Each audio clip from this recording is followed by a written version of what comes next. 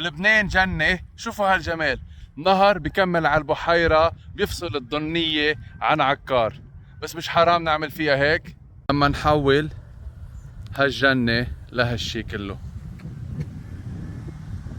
يعني عن جد شوفوا هالجمال، شوفوا هالطبيعة، مش حرام توصل هيك على البحيرة؟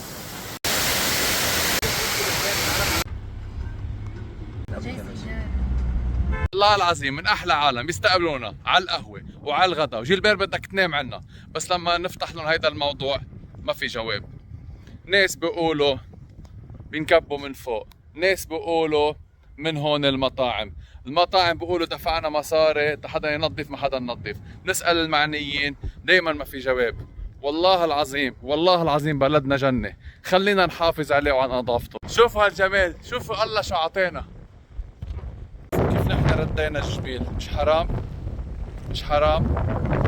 مش حرام؟ يعني أنا لا في وقف حرب، لا في غير اقتصاد البلد، ما في يمكن أعمل شيء، بس هيدا الشيء فينا بكل سهولة نعمله، هو نحافظ على نظافة بلدنا.